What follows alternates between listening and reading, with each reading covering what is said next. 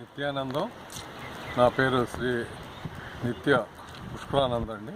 నిన్న మనం చెప్పుకున్నాము ఒత్తిళ్ళు, వ్యాధులు ఇవన్నీ ఎక్కడి నుంచి వస్తాయంటే మన ఊహ ఇవన్నీ కూడా మనలో మనం సృష్టించుకుంటూ ఉంటాము.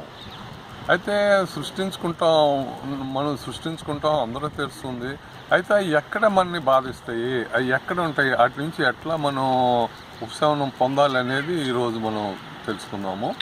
చూడండి, మనుషులు ఎప్పుడైతే టెన్షన్స్ ఉంటాయో మన నేవల్ సెంటరు అంటే మన బొడ్డు ఉంది కదా, ఈ బొడ్డు చుట్టూతా కూడా టెన్షన్కి అది ఒక పీఠం అండి.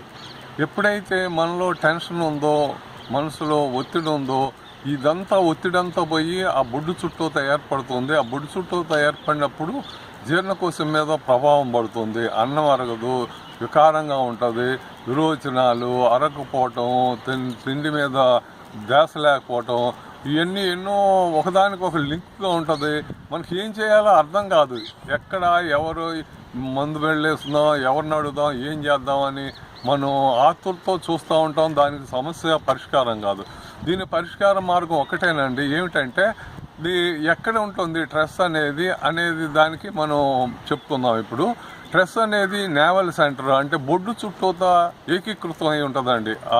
ఇది ఎప్పుడైతే మనం స్ట్రెస్లో ఫీల్ అవుతూ ఉంటాం, ఆ స్ట్రెస్ అంతా అక్కడికి వెళ్ళినప్పుడు ఆ స్ట్రెస్ని ఎట్లా మరి తెలుసుకున్నాం. ఇప్పుడు అక్కడే ఉంటుంది నేవల్ సెంటర్లో అని.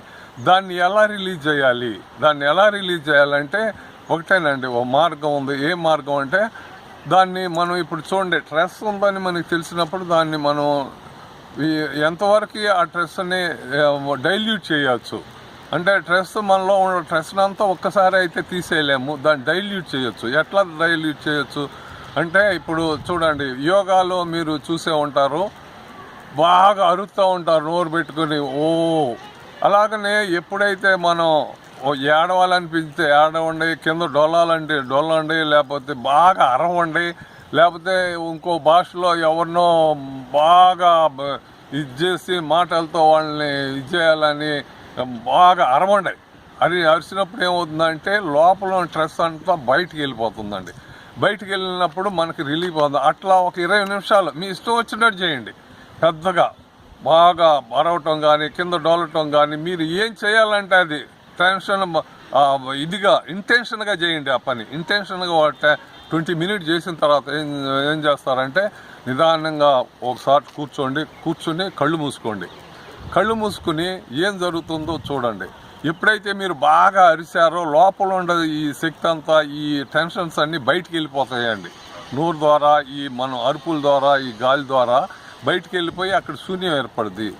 శరీరంలో అన్నీ యాక్టివేట్ అవుతాయి. అప్పుడు మనం అరిసినప్పుడు బాగా ఇదైనప్పుడు ఎడ్రినల్ బాగా ఉత్పత్తి అవుతుంది. ఎందుకంటే ఇంటెన్షన్గా మనం అరుస్తూ ఉన్నాం కదా, అది అరిసినప్పుడు అదంతా కూడా ఈ టెన్షన్స్ అన్నీ బయటికి పోయినప్పుడు మనం ఎప్పుడైతే మరలా కూర్చుని ఒక 10 మినిట్స్ కళ్ళు మూసుకుని శుభ్రంగా ఏం జరుగుతుందో చూడండి.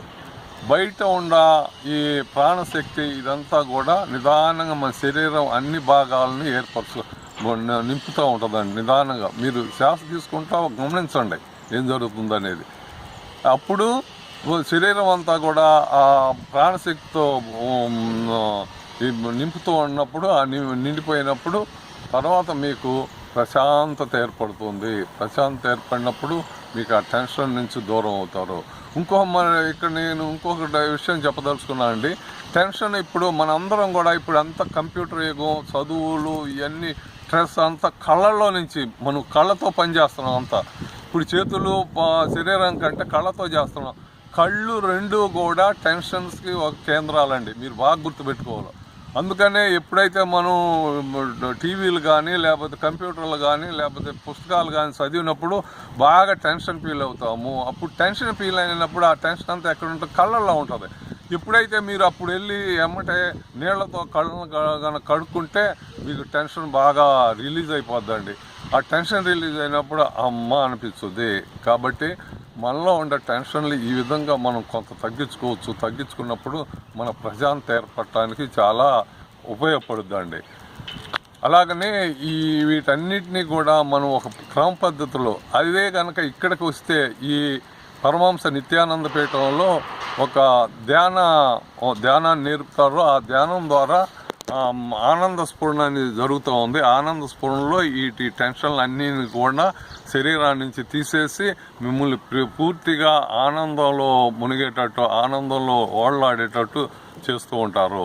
కాబట్టి ఈ టెన్షన్లు, వ్యధలు, ఈ మన మనసు అనేది ఊహ, ఇవన్నీ మనం సృష్టించుకుంటూ ఉన్నాయి. అసలు ఇవన్నీ రాకుండా ఉండాలంటే మనం మన స్థితిని, ఎందుకంటే ఈ భావాతీతి వీటిలో ఉండే ఈ స్థితి నుంచి మనం నిజమైన స్థితికి, ఆత్మస్థితికి ఎప్పుడైతే వెళ్ళిపోతామో ఈ టెన్షన్లో వీటన్నిటి నుంచి కూడా దూరంగా ప్రశాంతంగా జీవితాన్ని గడపవచ్చండి. అది ఇప్పుడు ఇక్కడ జరుగుతుంది. ఇక్కడ స్వామి జీవన్ముక్తిలో కూడా చెప్పింది అదే విషయం. ప్రతి సబ్జెక్టులో కూడా స్వామి చెబుతుంది ఏంటంటే, మనం ప్రకృతికి సహజంగా ప్రకృతితో మమేకమై జీవించినప్పుడే మనం జీవన్ముక్తిలో ఉంటామని మనకు తెలుస్తుంది. ఆ విధంగా మనం జీవన్ముక్తి ద్వారా మనం ఆ ఆనందాన్ని, ఆరోగ్యాన్ని, సౌకర్యాన్ని, సుఖాన్ని పొందుతామని. జై నిత్యానందం.